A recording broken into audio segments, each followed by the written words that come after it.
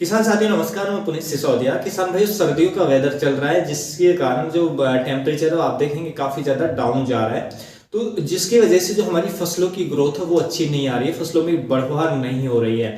तो ऐसे में अच्छी बढ़वार लाने के लिए जो आपका सल्फ्यूरिक एसिड होता है वो बहुत ही बेनिफिशियल हो सकता है। यानी कि सर्दियों से आपकी फसल को बचाने के लिए और सर्दी में भी अच्छी ग्रोथ लाने के लिए, अच्छा जड़ों का विकास करने के लिए जो सल्फ्यूरिक एसिड है बहुत ही बेनिफिशियल है। और देखिए सल्फ्यूरिक एसिड के और भी वेदर में आप उपयोग कर सकते हैं, गर्मियों में भी और भी कभी भी उपयोग कर सकते हैं खेतों में।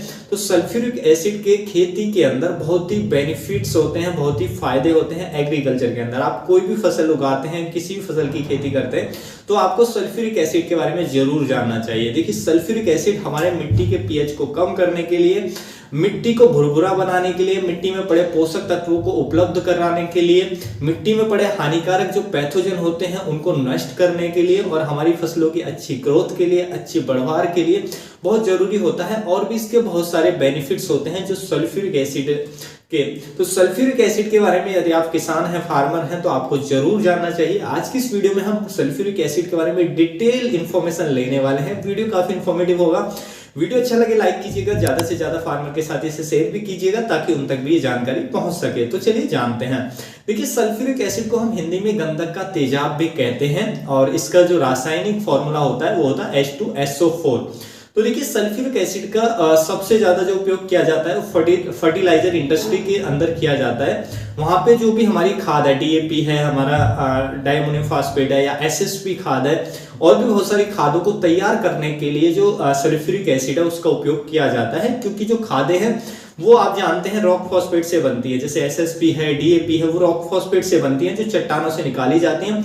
लेकिन उनके अंदर जो हमारे तत्व होते हैं जैसे फास्फोरस या जो भी तत्व होते हैं वो अनअवेलेबल फॉर्म में होते हैं, यानी कि फिक्स फॉर्म में होते हैं। तो उनको घुलनशील बनाने के लिए उनकी सल्फ्यूरिक एसिड से क्रिया कराई जाती है, तब ये खाद तैयार की जाती है। तो जो फर्टिलाइजर इंडस्ट्री है उसके अंदर इसका काफी उपयोग है। लेकिन हम इसका उपयोग अपने एग्रीकल्चर के अंदर करके, खेती के अंदर करके बहुत सारे बेनिफिट्स ले सकते हैं, बहुत ही फायदेमंद होता है। देखिए सल्फ्यूरिक एसिड के क्या क्या फायदे होते हैं यदि हम इसको सॉइल में चलाएं या खड़ी फसल में चलाएं तो क्या क्या बेनिफिट्स हमें देखने को मिल सकते हैं वो हम जानते हैं। देखिए सबसे बड़ी जो समस्या है हमारी मिट्टी की वो है कि हमारी मिट्टी का जो पीएच है वो हाई है।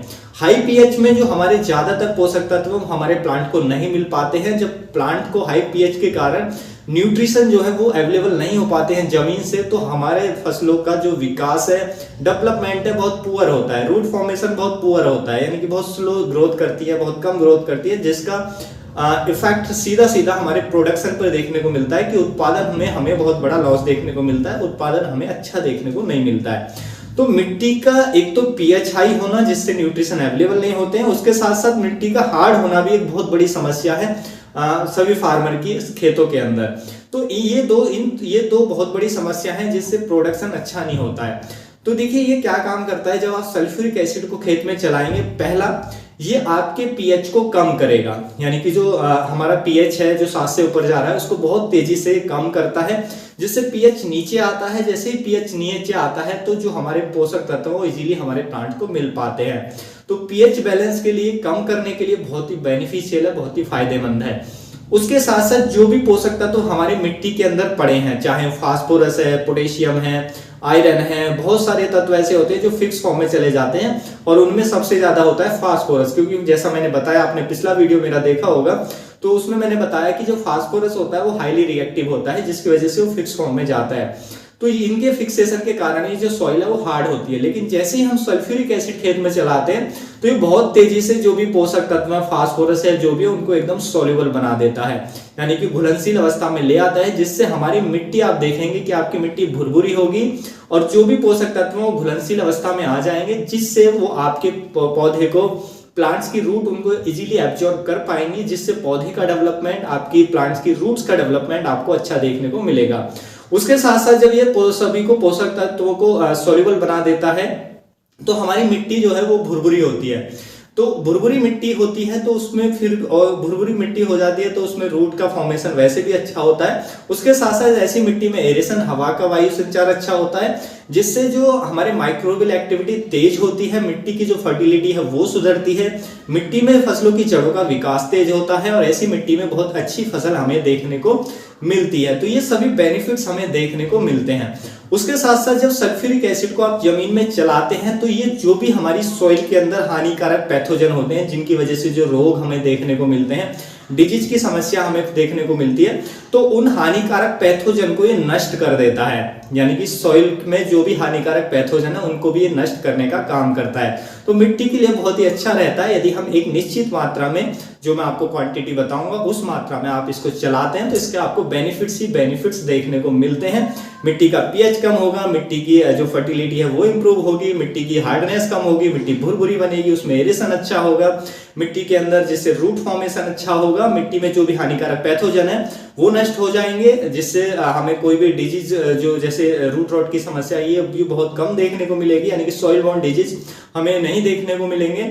उसके साथ साथ जो भी पोषक तत्व पड़े हैं वो अवेलेबल फॉर्म में आ जाएंगे, जिससे हमारा पौधा इजीली ले पाएगा। तो बहुत जबरदस्त बेनिफिट देखने को मिलते हैं। जो हमारा सल्फ्यूरिक एसिड है इसको आपको जरूर उपयोग करना चाहिए मिट्टी के अंदर। उसके साथ साथ देखिए सल्फ्यूरिक एसिड का हम स्प्रे में भी यूज कर सकते हैं। स्प्रे में हम इसको यूज करते हैं तो जैसे अभी सर्दी का वेदर चल रहा है, यानी कि ठंड का मौसम चल रहा है, तो ऐसे में क्या है कि हमारी फसलों को ठंड से बचाने के लिए बहुत बेनिफिशियल होता है। यदि सर्दी में टेम्परेचर डाउन जा रहा है तो आप किसी भी फसल के अंदर, जैसे आलू की फसल के अंदर जो सर्दी की समस्या काफी ज्यादा देखने को मिलती है, पाले से काफी ज्यादा खराब होती है, मिर्ची की फसल काफी ज्यादा खराब होती है, पाले से ज्यादा डाउन टेम्परेचर जाता है, सरसों की फसल में हमें काफी ज्यादा प्रभाव देखने को मिलते हैं। तो इन फसलों पे जो भी आपकी वेजिटेबल्स क्रॉप है या कुछ भी है तो इन पे आप सल्फ्यूरिक एसिड का स्प्रे करके उन्हें ठंड से बचा सकते हैं। और फिर जब हम सल्फ्यूरिक एसिड का उपयोग स्प्रे करते हैं तो हमारी फसल ठंड से बचती है, उसको कोल्ड इंजरी नहीं होती है, जिससे उसकी ठंड में भी आप देखेंगे कि ग्रोथ अच्छी चलेगी, ग्रोथ प्रॉपर आपको देखने को मिलेगी। उसके साथ साथ ये सल्फर की पूर्ति प्लांट के अंदर करता है, जिससे पौधा हमें और मोर ग्रीनिश हरा भरा हमें देखने को मिलता है। और जब हम सॉइल में भी इसको चलाते हैं तो सॉइल में क्योंकि ये सल्फ्यूरिक एसिड में सल्फर अच्छी मात्रा में होता है तो इस सल्फर की पूर्ति हमारी मिट्टी में करता है, जिससे हमारी मिट्टी अच्छी होती है और हमारे प्लांट के अंदर, फसल के अंदर सल्फर की पूर्ति होने से प्लांट्स और भी हमें अच्छा ग्रो करता दिखेगा और वो हरा भरा हमें देखने को मिलेगा।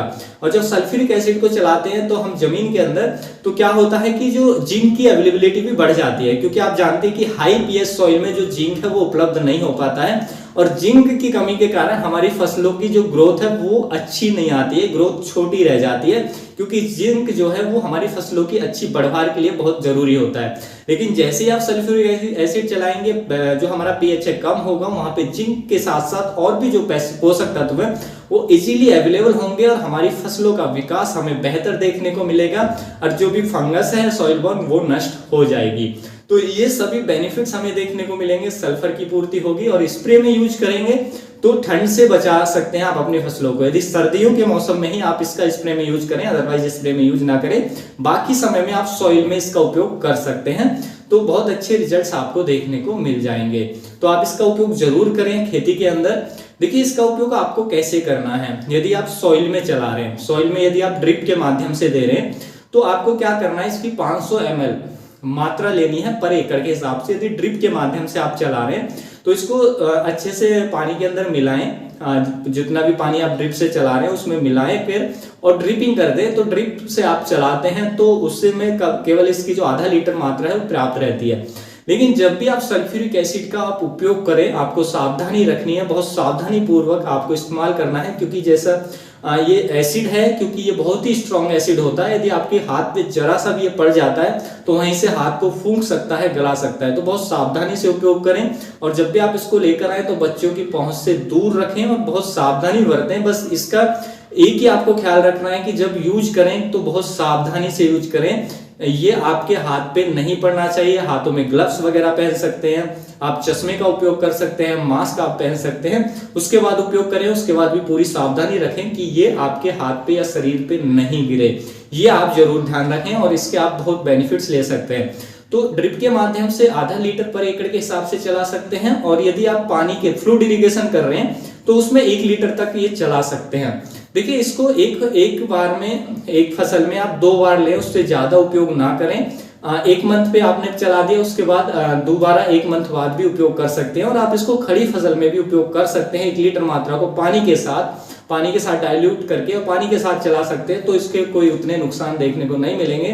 क्योंकि देखिए जब हम इसको पानी के अंदर डाइल्यूट कर लेते हैं तो ये क्या है, इसका जो कंसेंट्रेशन है वो बहुत कम हो जाता है। फिर इसके हमें बेनिफिट्स देखने को मिलते हैं। तो जो मात्रा बताई है उस मात्रा के अकॉर्डिंग ही उपयोग करें। आपको ऐसा ना करें कि 1 लीटर आपने चलाया, रिजल्ट अच्छे मिल गया तो आप इसकी मात्रा बढ़ाते रहें। देखिए उससे फिर आपके नुकसान होंगे।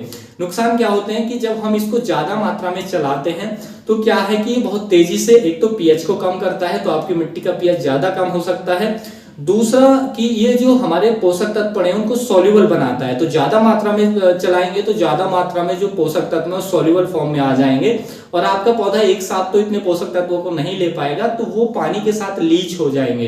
तो इससे जो मिट्टी में पोषक तत्वों की कमी भी हो सकती है। तो इसलिए उचित मात्रा में ही इसको चलाएं।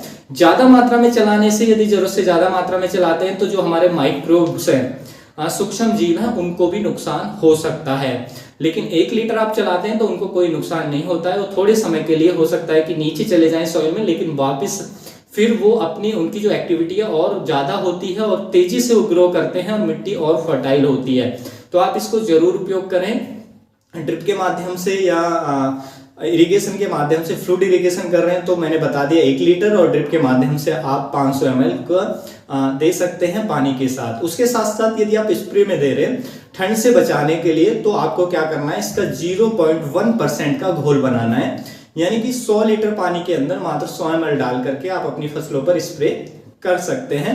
10 दिन में स्प्रे को रिपीट कर सकते हैं, क्योंकि एक बार स्प्रे में 10 दिन तक आपकी जो फसल है वो प्रोटेक्ट रहेगी, सर्दी से सेफ रहेगी और अच्छी ग्रोथ आपको देखने को मिलेगी। तो 10 से 15 दिन में आप इसका एक और रिपीट स्प्रे ले सकते हैं। इससे फिर आपकी फसल जो पाली की समस्या है उससे बच जाएगी, ठंड से बच जाएगी और ठंडी में भी आपकी फसल अच्छे से ग्रो करेगी। तो ये बहुत बेनिफिशियल है। आप जो हमारा सल्फ्यूरिक एसिड है इसका उपयोग करके और बहुत सारे बेनिफिट्स ले सकते हैं। उम्मीद है किसान भाइयों जो आज की जानकारी है आपको अच्छी लगी होगी। जानकारी अच्छी लगी तो वीडियो को लाइक कीजिएगा, ज्यादा से ज्यादा फार्मर के साथ इसे शेयर कीजिएगा ताकि उन तक भी जानकारी पहुंच सके। मिलूंगा मैं आपको एक और नई वीडियो में नई जानकारी के साथ। तब तक के लिए आप अपना ख्याल रखिएगा। धन्यवाद।